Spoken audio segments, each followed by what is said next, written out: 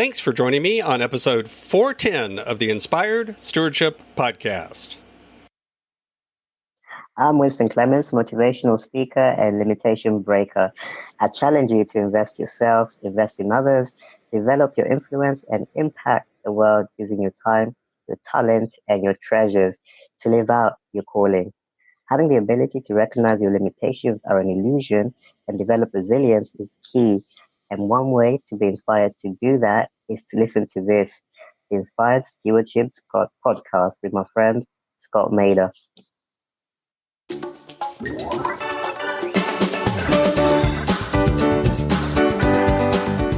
All of a sudden I began to realize, well, wait a minute. I'm doing this because this is my dream. I'm doing this because it's my wife's dream. She's fully in support of it. I'm doing this because we've done the hard work to get ourselves in a position where we can afford to do it, and we aren't putting our lives at risk. We aren't putting our children at risk. We aren't putting other things at risk. Welcome, and thank you for joining us on the Inspired Stewardship Podcast. If you truly desire to become the person who God wants you to be, then you must learn to use your time, your talent, and your treasures for your true calling. In the Inspired Stewardship Podcast, you will learn to invest in yourself, invest in others, and develop your influence so that you can impact the world.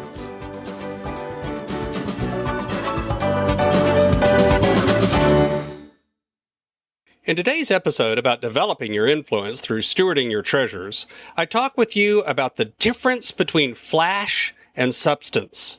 Why, if you want to develop your influence, you need to find substance for your money, and why finding substance will help you live your dreams.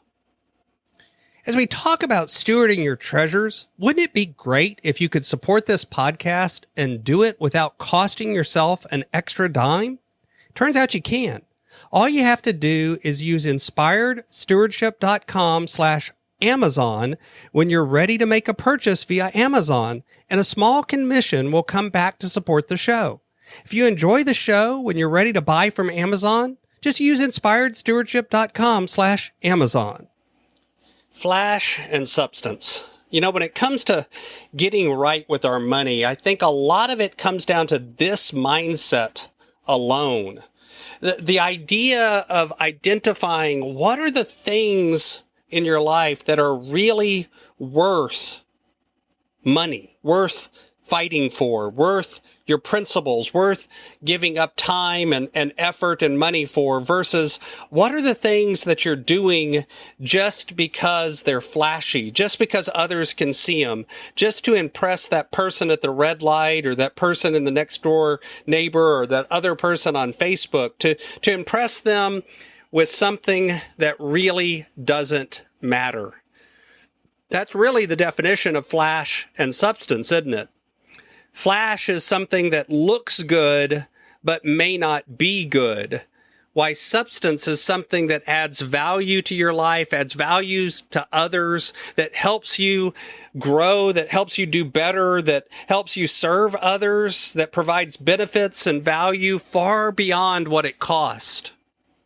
And yet all too often, we get caught up in chasing flash.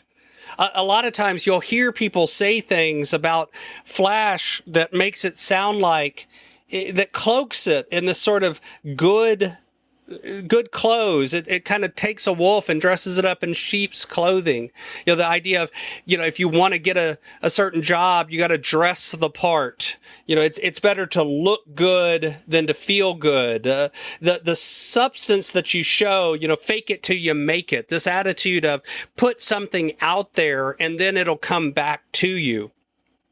I've had people that I've coached that end up trapped in a house that's way too much house than they can afford because they wanted to buy a house in the good school district for their kids.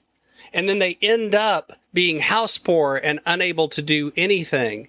And don't get me wrong, I'm not saying putting your kids in the best school district isn't important and that serving your kids and taking care of your family in that way isn't important. But if you do it by sacrificing everything else, then maybe you can't really afford to do it. And by the same token, a lot of times what happens is they end up buying that house and then they can't afford to do anything else. They can't afford to pay off debt. They can't afford to invest for college. And so all of a sudden, this wonderful education that the kid gets means they also end up in student loan debt going down the road. Flash is all about looking good. There's a great book by Thomas J. Stanley called Stop Acting Rich that kind of compares real millionaires, real people that have money, with people that just try to look like they have money. The people that live in the biggest house on the neighborhood and drive the newest car, and yet they're financing all of it and they're in debt up to their eyeballs. And the problem is that when the tide goes out, then all of a sudden you can tell who's skinny dipping. You can tell who really hasn't laid the foundation of substance to last. And the truth is, if you want to develop your influence, you've got to find ways to identify what is substance in your life. What is the things that keep you up at night? What are the things that you would die for? What are the things that you would live for? What are the things that really matter, that have less to do with what the person next door thinks and more to do with what you think, and more to do with your relationship with others, and more to do with your relationship with faith and God? The truth is, that is how you build a long-lasting influence.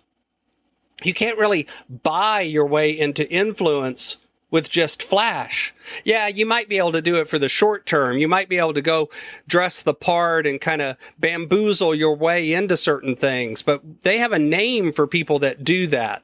It's called a scam artist. You're trying to appear to be something that you're not. You're trying to be better than you are. And oftentimes when that happens, that's going to be called out. And once it's called out, once it's found out, you lose all of the influence, because you lose all sense of credibility. People can't trust what you're doing anymore. They can't trust what you look like anymore, because you haven't been able to really last. And that truth is really a deep one. When you come to begin to realize that with your money, it changes your whole paradigm. It changes your whole way of operating. Because all of a sudden, when you find those things that are really substance, you find those things that you can really depend on, you find those things that really matter, it becomes a lot easier to make decisions about what to do with your money.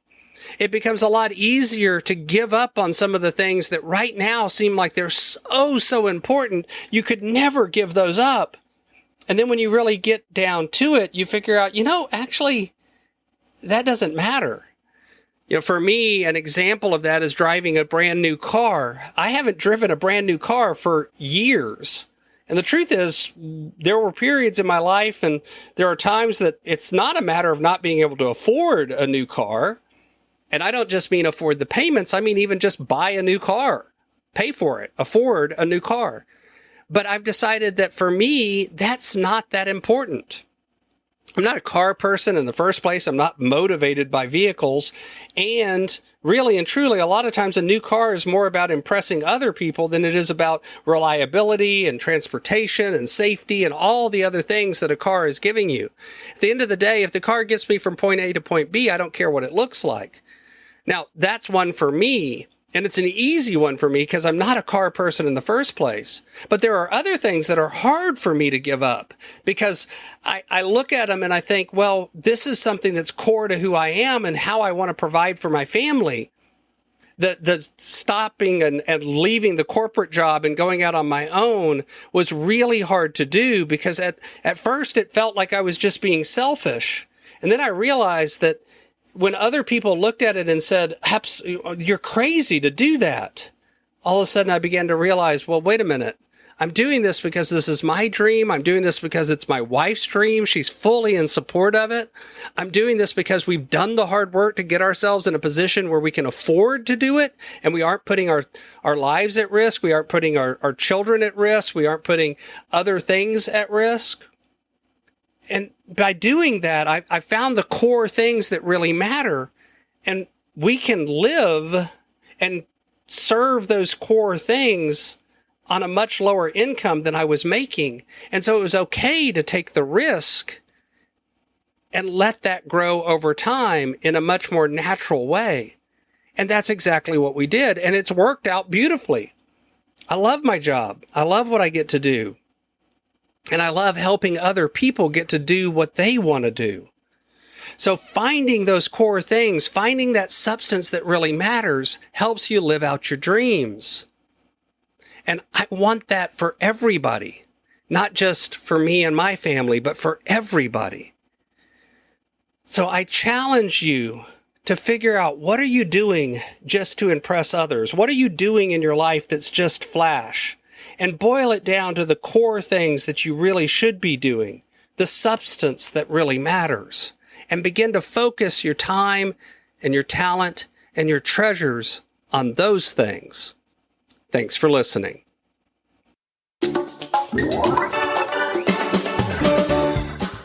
Thanks so much for listening to the Inspired Stewardship podcast. As a subscriber and listener, we challenge you to not just sit back and passively listen, but act on what you've heard and find a way to live your calling. If you like this episode on the stewardship of treasures, you can sign up for our treasures tips by going to inspiredstewardship.com/treasures or text in the US 44222 treasures tips. And we'll send you 5 weeks of our best tips on stewarding your treasures. Until next time, invest your time, your talent, and your treasures. Develop your influence and impact the world.